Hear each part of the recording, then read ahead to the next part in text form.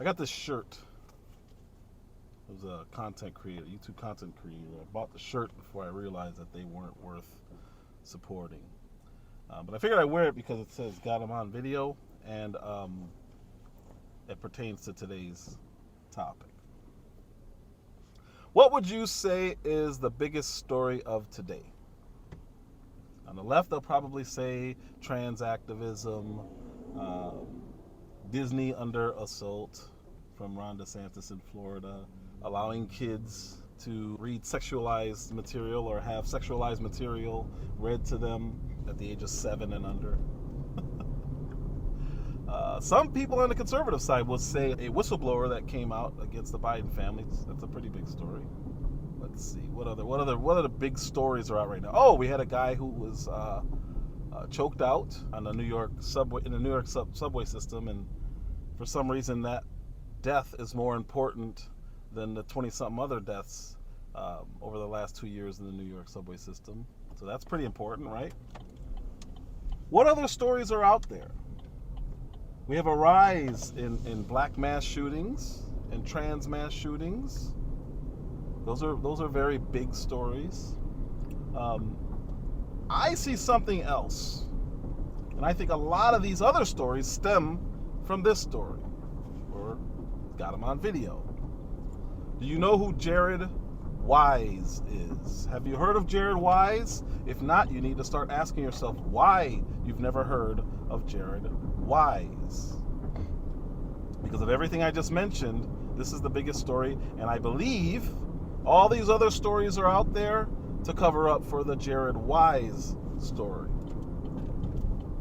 And they don't want you to talk about Jared Wise because we just spent a few years talking about January 6th, the boogeyman.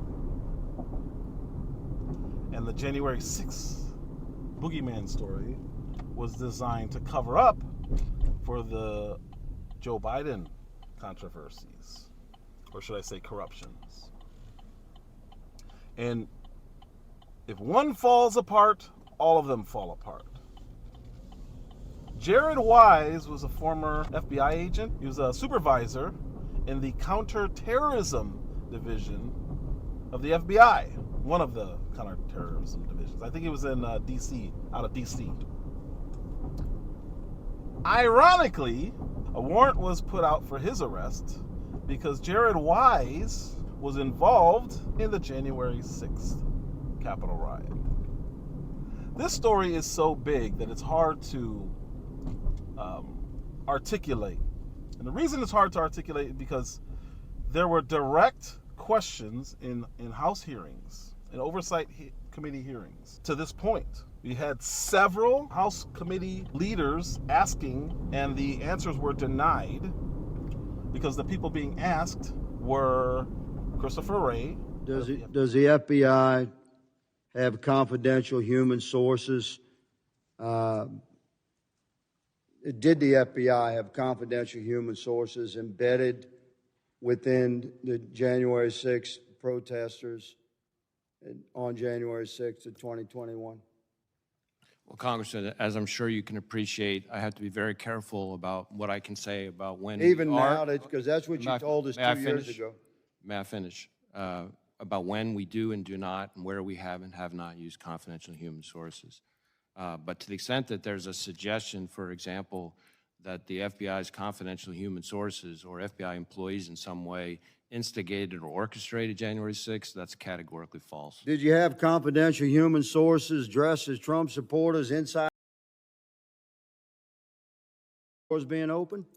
Again, I had to be very careful. It should be a no. Can you not tell the American people, no, we did not have confidential human sources dressed as Trump supporters positioned inside the Capitol? Gentleman's time has expired. You should not read anything into my decision not to share information. Merrick Garland. There's a concern that there were agents of the government or assets of the government present on January 5th and January 6th during the protests. And I've got some pictures that I want to show you, if the my staff could bring those to you. I'm going to put it out there if I'm going to go to jail. Okay? Tomorrow, we need to go in I'm afraid I can't see that at all. All right, you have those images there, and they're captioned. They were from January 5th and January 6th.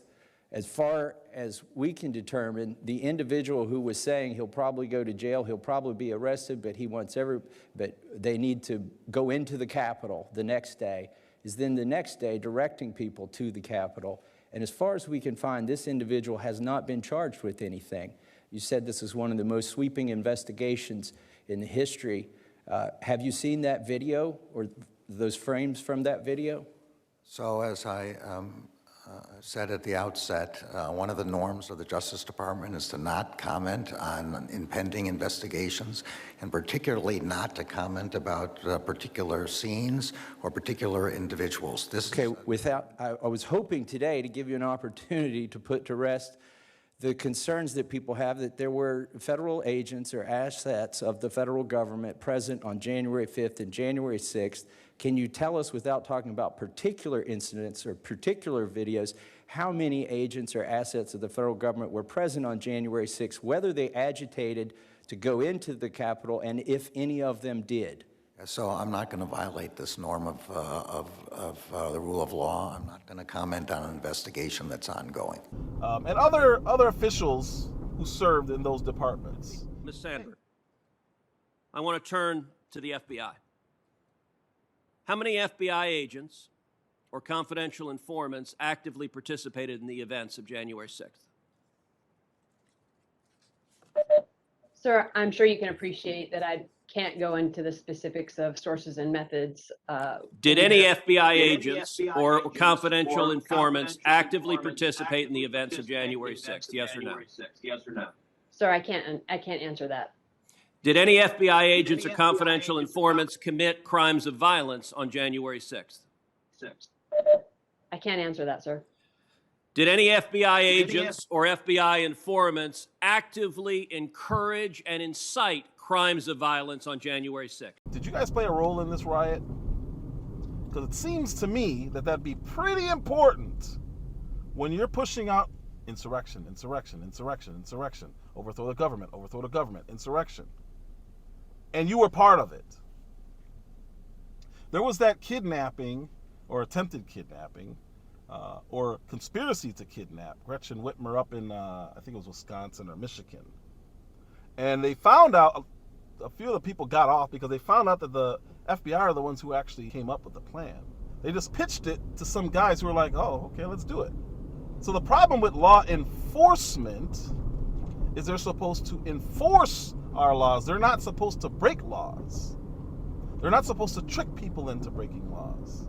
They really, really enticed criminal behavior. And then when somebody did something wrong, well, arrest them. Gotcha. Quota met.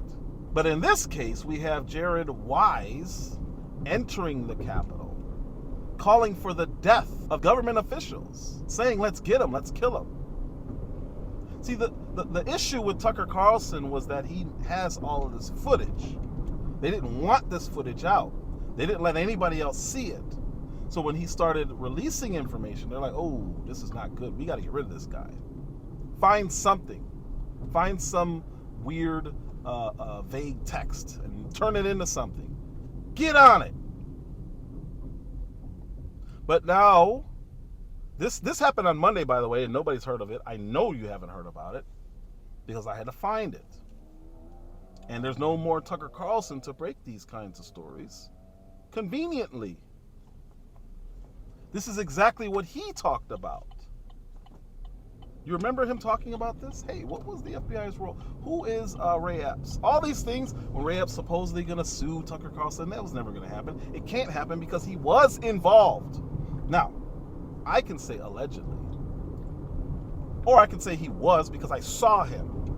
Now, whether or not he was working at some official capacity doesn't matter because I saw him involved. So I can say he was involved. And he can't do anything about it. I'm a small platform anyway.